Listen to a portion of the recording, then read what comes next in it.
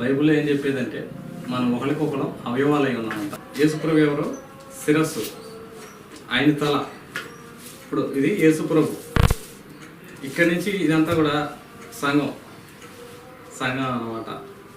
దగ్గర ఎక్కడైనా నొప్పి వచ్చింది అనుకోండి, ఉదాహరణకి ఇక్కడ ఎక్కడైనా నొప్పి వచ్చింది, సరే ఇక్కడ భుజం నొప్పి వచ్చింది, బాధ ఎక్కడికి తెలిసిద్ది? బాధ ఎవరికి?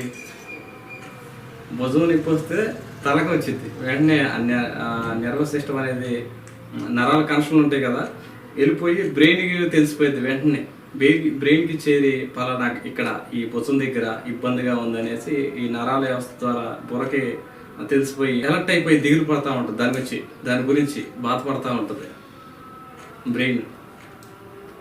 ఈ భుజాలు, ఇప్పుడు ఈ అవయవాలు ఉన్నాం కదా, ఇదంతా ఈ భూమి మీద ఉన్న దేవుడి సంఘం. విశ్వాసులు కొన్ని చేయలాగా ఉపయోగపడతారు, కాలులాగా లేదా లివర్ లాగా. ఇప్పుడు అవయవాలు ఎలా అయితే ఉన్నాయో అదే విధంగా ఎలా అయితే వేరువేరుగా స్పెషల్గా పనిచేస్తూ ఉంటాయో, దేనికి అది పనిచేస్తూ ఉంటాయో అదే విధంగా విశ్వాసులు మనంతా భూమి మీద ఉన్న ఈ సార్వత్రిక సంఘం అంతా కూడా రకరకాల పనులు, రకరకాల విశ్వాసులు, రకరకాల సామర్థ్యాలు, రకరకాల పనులు ఎవరు చేసేవి వారికి ఉన్నాయి. ఒకళ్ళొకళ్ళు విమర్శించుకోవాల్సిన పని ఏం లేదు. ఇప్పుడు ఉదాహరణకి ఏదైనా అవయవానికి నొప్పి తేలితే ఎలా అయితే మెదడుకి బాధగా ఉంటుందో అదేవిధంగా ఇప్పుడు విశ్వాసులైన మనకి ఏదైనా అపాయం, ఏదైనా సరే ఇబ్బంది, ఏదైనా దిగులు కానీ మనం ఇలాంటి ఏమైనా పడతా ఉంటే బాధ మనకంటే కూడా బాధ ఎవరికంటే యేసుప్రభుకి బాధ ఉంటుంది అన్నమాట. ఎందుకంటే మనకి శిరస్సుగా ఉన్నది యేసుప్రభు. మనం ఆయన విషయంలో పనిచేస్తున్నప్పుడు మనకేమైనా ఇబ్బంది అయితే మనకంటే కూడా ముందే బాధపడేది యేసుప్రభు అన్నమాట. దేవునికి స్తోత్రం, హల్లెలూయా. యేసుప్రభు మనుషుల్ని మనల్ని ఎంతగా ప్రేమించాడంటే తన ప్రాణం కంటే కూడా ఎక్కువగా ప్రేమించాడు. తన కలువరి సిలువ పైన తన ప్రాణాన్ని పెట్టాడు. తన రక్తం అంతా కూడా ఆఖరి బొట్టు రక్తం మొత్తం కూడా కార్చాడు. ఎందుకంటే మనల్ని శుద్ధీకరించడానికి కోసం. అంతగా యేసుప్రభు తన ప్రాణం కంటే కూడా ఎక్కువగా ఇష్టపడ్డాడు, తన ప్రాణం కంటే కూడా. దేవుని స్తోత్రం, హల్లెలూయా. ఆ రక్తం చేత మనకి విమోచన. మనం రక్షించబడినా కానీ ఏదో ఆలోచనలో, మాట ద్వారానో, ఏదో చూపు ద్వారానో, ఏదో విధంగా ఏదో వినటం ద్వారానో, ఏదో విధంగా అపవిత్రత అనేది మనలోకి చేరిద్ది, మనలోకి లోపలికి వెళ్ళిద్ది. నోటి ద్వారా ఏదైనా తిట్టాం, అపవిత్రత అది ఆ లోపల చేరిద్ది ఉంటుంది. అపవిత్రత ఉండబట్టే మనం మాట్లాడబట్టి మళ్ళీ ఇంకా అపవిత్రం అయిపోతాం. మన ఆత్మ కూడా కలుషితం అయిపోయింది. ఇప్పుడు ఈ కలుషితం అయిపోయిన ఆత్మకి ఇది తిరిగి మళ్ళీ అది పరిశుద్ధంగా మార్చబడాలి అంటే యేసుప్రభు రక్తం అవసరమైంది. అందుకే మొదటి యోహాను పత్రికలో మన పాపం లేని వారు అని చెప్పుకుంటే మనం అబద్ధం ఆడుతున్నట్టు అయింది అనేసి యోహాను భక్తుడు కూడా అంటాడు. తరచుగా మనం ఈ శరీరంలో పాపిష్టి, ఈ ప్రపంచంలో ఈ శరీరంలో ఉన్నంతకాలం ఏదో చిన్న చితకి ఏదో తేడా పడుతూనే ఉంటాం. కాబట్టి ప్రతి ఒక్కరికి, అన్యులకి యేసు రక్తం అవసరం బాగా, మనకి కూడా బాగానే అవసరం. ఎందుకంటే మన పవిత్రులు అంత పరిపూర్ణలో ఏం కాదు. మనం ఈ లోకంలో ఉన్నంతకాలం ఈ పాపిష్టి మరకలు అనేవి మన ఆత్మకి పడతానే ఉంటాయి. కాబట్టి మనం శుద్ధీకరించుకుంటూ ఉండాలి. ఎప్పటికప్పుడు యేసు రక్తం అనేది మనల్ని పవిత్రపరుస్తూ ఉంటుంది.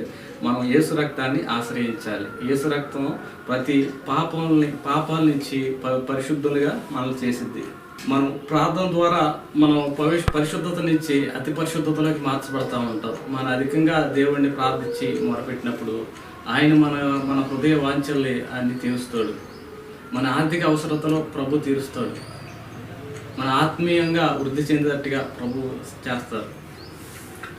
మనకేమన్నా ఏవైనా బంధకాలు ఏమైనా ఉన్నా సరే వాటిని కూడా యేసు ప్రభు తను తీరుస్తాడు. ఎందుకంటే తన పునరుద్ధాన శక్తి ద్వారా మనలో ఉన్న ప్రతి చెడుని కూడా ఆ పునరుద్ధాన శక్తి ద్వారా ప్రభు తీసేస్తాడు. అలాగే అభిషేకాన్ని కానీ, తన కృపావరాలు కానీ, ఏదైనా సరే ఆధ్యాత్మిక ప్రతి విధమైన సామర్థ్యాన్ని కూడా దేవుడు తన పునరుద్ధాన శక్తితో దేవుడు మనల్ని నింపుతాడు. ఏ పునరుద్ధాన శక్తితో? యేసు ప్రభుని మృతుల్లో నుంచి లేపాడు కదా, లేపినట్టుగానే మృతుల్లో నుంచి చనిపోయిన వ్యక్తిని తన ప్రాణం పోసి తిరిగి లేపడం అంటే సాదాసీదమైన విషయం కాదు. ఇంతవరకు కూడా చనిపోయి తిరిగి లేసిన వ్యక్తి అంటూ ఈ ప్రపంచంలో ఎవరు కూడా మనకు తెలిసి ఎవరు లేరు, ఎవరు కూడా లేరు. మొదటి మనిషి నుంచి ఇప్పటి వరకు కూడా ఎవరు లేరు. అది యేసు ప్రభు ఒక్కడే ఉన్నాడు, ఒక్కగానొక్క పురుషుడు, యుగ పురుషుడు, శక పురుషుడు అని బైబుల్ చెప్తుంది. యేసు ప్రభు లేకటం అనేది దైవశక్తి ద్వారా జరిగింది. అది దేవుడి పునరుద్ధాన శక్తి ద్వారా జరిగింది. అలాంటి పునరుద్ధాన శక్తి మనకు అందుబాటులో ఉంది అని వాక్యం చెప్తుంది. అలాంటి పునరుద్ధాన శక్తిని మనం అన్వయించుకోవాలన్నమాట. దాన్ని ఆశ్రయించినప్పుడు ఆ శక్తి ప్రార్థన చేయటం ద్వారా ఆ పునరుద్ధాన శక్తితో మనం మంచిగా నింపబడతాం అన్నమాట. నింపబడి మనం దినదినం దేవునికి దగ్గరగా అవుతాం. దినదినం మనం బైబుల్ మంచిగా ప్రార్థన బాగా చేయటం ద్వారా, వాక్యం కూడా చదవటం ద్వారా, సహవాసం ద్వారా, రొట్టె విరచటం, సహవాసం. ఇదివరకు పూర్వం మన ఈ అపోస్తులు కూడా వాళ్ళు కూడా రొట్టె విరిచేవాడు, సహవాసంలో కూడుకునేవాడు, ద్రాక్షరసం వాళ్ళు తాగేవాడు, వాళ్ళ సహవాసంలో మంచిగా ఉండేవాడు. ఇవన్నీ కూడా మనకి ఆధ్యాత్మిక అభివృద్ధికి మనకి తోడ్పడుతూ ఉంటాయి. అప్పుడు మనం ఏంటంటే యేసు ప్రభులో మంచి స్ట్రాంగ్గా, బలంగా, మంచిగా నిలబడగలుగుతాం. ఈ సంఘం అంతా కూడా అప్పుడు స్ట్రాంగ్గా ఉంటుంది. ఎప్పుడైతే స్ట్రాంగ్గా ఉంటుందో శిరస్సు సంతోషంగా ఉంటుంది. శిరస్సు అంటే క్రీస్తు. మనం ఎప్పుడైతే మనమంతా ఈ శరీరం అంతా కూడా మనమంతా మనుషులందరం, ముఖ్యంగా విశ్వాసులు ఐక్యంగా సహకారంతో ఉన్నప్పుడు పుష్టిగా ఉంటుంది అన్నమాట. పుష్టిగా ఉంటుంది.